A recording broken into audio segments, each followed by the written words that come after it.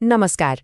कहिले त्यो पुरानो ग्रान्डफादर क्लकको पेन्डुलमलाई हेर्नुभएको छ? कसरी एक नासले यताउता हल्लिरहन्छ? वा पिङ खेल्दाको त्यो मत्साको रिधम? हो, आज हामी ठ्याक्कै त्यही गतिको पछाडिको विज्ञान, सिम्पल हार्मोनिक मोसनलाई बुझ्नेछौँ। र यो बुझ्नको लागि हामी एउटा क्लासिक उदाहरण, द सिम्पल पेन्डुलमको सहारा लिनेछौँ। अब मुख्य कुरामा जानुअघि एउटा सानो प्रश्न। यो टु एन्ड फ्रो मोसन, मतलब यताउता हल्लिने गति, किन यति प्रेडिक्टेबल, यति नियमित हुन्छ? हो, यही रेगुलर मोसनको पछाडि लुकेको छ भौतिक विज्ञानको एउटा एकदमै सुन्दर कन्सेप्ट, सिम्पल हार्मोनिक मोसन। आउनुहोस् यसको रहस्यमा डुबुल्की मारौँ। ल, आज हामी के कुरा गर्छौँ त? पहिले त सिम्पल हार्मोनिक मोसन भनेको के हो त्यो बुझ्छौँ। अनि एसएचएमका विशेषताहरू के हुन् त्यो हेर्छौँ। त्यसपछि आउँछ द सिम्पल पेन्डुलम। अनि हामी पेन्डुलम र एसएचएमको सम्बन्ध के छ भनेर पत्ता लगाउँछौँ। र लास्टमा पेन्डुलमको टाइम पिरियड कसरी निकाल्ने भनेर सिक्छौँ। ओके, सुरु गरौँ हाम्रो पहिलो टपिकबाट। आखिर यो सिम्पल हार्मोनिक मोसन, जसलाई हामी छोटकरीमा एसएचएम भन्छौँ, यो हो तरी के? यो पिरियोडिक मोसनको एउटा एकदमै खास टाइप हो।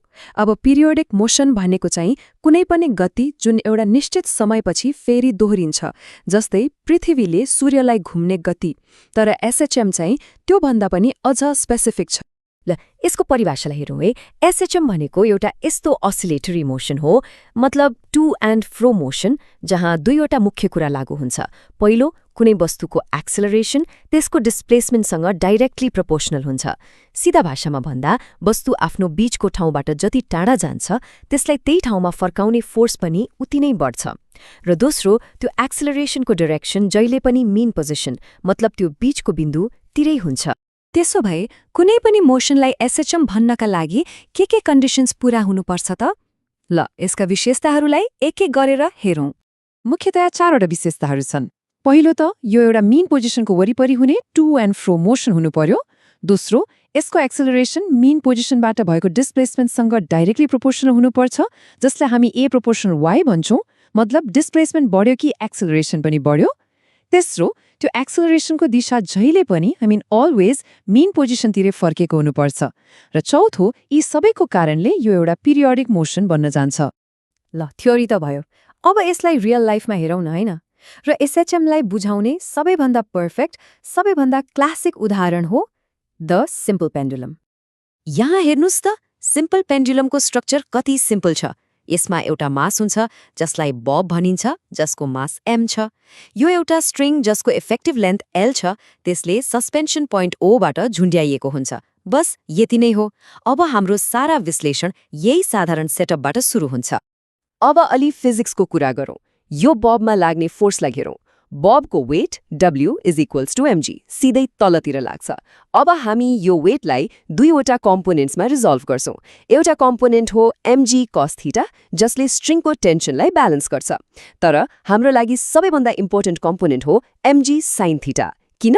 किनभने यही नै हो रिस्टोरिङ फोर्स। यही फोर्सले हो बबलाई तानेर फेरि सेन्टरतिर, मीन पोजिसनतिर ल्याउन खोज्ने। वास्तवमा एसएचएमको सारा खेल यही रिस्टोरिङ फोर्सको हो। अब हामी यो पुरै विश्लेषणको सबैभन्दा क्रुसियल प्रश्नमा आइपुग्यौँ। के पेन्डुलमको गति साँच्चै सिम्पल हार्मोनिक मोसन हो त? हामीले अघि पढेका एसएचएमका शर्तहरू, ती कन्डिसन्स यसले पूरा गर्छ त? ल, आउनुहोस् प्रुभ गरेर हेरौँ। ल, हाम्रो प्रुफको पहिलो स्टेप। रिस्टोरिङ फोर्स F को फर्मुला हो F = -mg sin थीटा। यहाँ सबैभन्दा ध्यान दिनुपर्ने कुरा भनेको यो नेगेटिभ साइन हो। यसले के भन्छ भने फोर्सको डाइरेक्सन जहिले पनि डिस्प्लेसमेन्टको अपोजिट हुन्छ। मतलब बोब जति टाढा जान्छ, फोर्सले त्यसलाई उति नै बलले मीन पोजिसनतिर फर्काउन खोज्छ।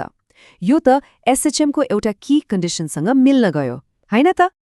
अब यहाँ फिजिक्सलाई सिम्पल बनाउन एउटा एकदमै इम्पोर्टेन्ट एप्रोक्सिमेसनको प्रयोग हुन्छ। त्यो के हो भने जब एंगल थीटा एकदमै सानो हुन्छ, हामी साइन थीटालाई लगभग थीटा बराबर मान्न सक्छौं। यो सानो अजम्पसनले पेन्डुलमको मोसनको एनालिसिसलाई एकदमै सजिलो बनाइदिन्छ र एसएचएम प्रुभ गर्न मद्दत गर्छ। हामीलाई न्युटन सेकेन्ड ल F = ma थाहा छ। F को ठाउँमा -mg sin थीटा राख्दा m र m क्यान्सल आउट हुन्छ र एक्सेलरेसन a को फर्मुला बन्छ a = -g sin थीटा।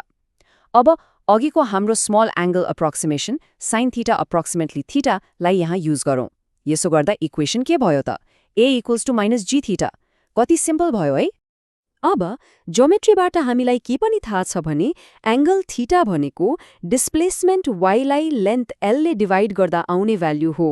मतलब theta is equals to y by l। ल अब अन्तिम स्टेप। हामीले निकालेको equation a is equals to minus g थीटामा अब थीटाको value y by l substitute गरौँ।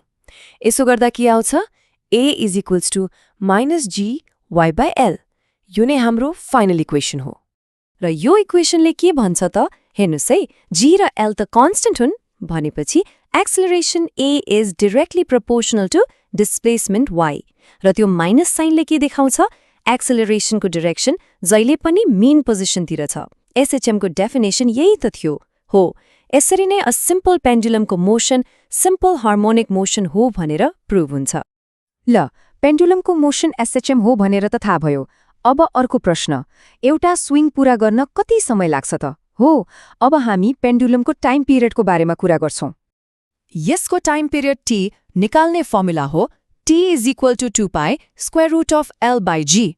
अब यहाँको सबैभन्दा इन्ट्रेस्टिङ कुरा के हो थाहा छ?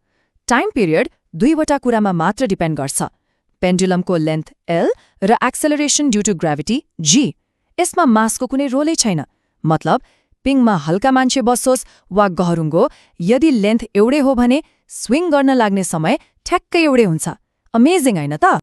र टाइम पिरियडसँगै जोडिएर आउने अर्को टर्म हो फ्रिक्वेन्सी f। यो टाइम पिरियडको ठिक उल्टो हो।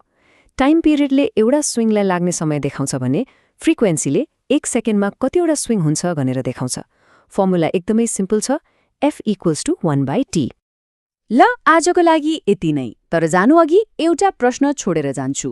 हामीले भर्खरै पढेको formula t is equals to 2 pi under root l by g लाई याद गर्नुहोस् त। अब सोच्नुहोस्, यदि पेन्डुलमको लेन्थ l बढाइयो भने यो छिटो स्विङ गर्छ कि ढिलो? मतलब घडी छिटो चल्छ कि ढिलो? यसको जवाफ यही फर्मुलामा लुकेको छ।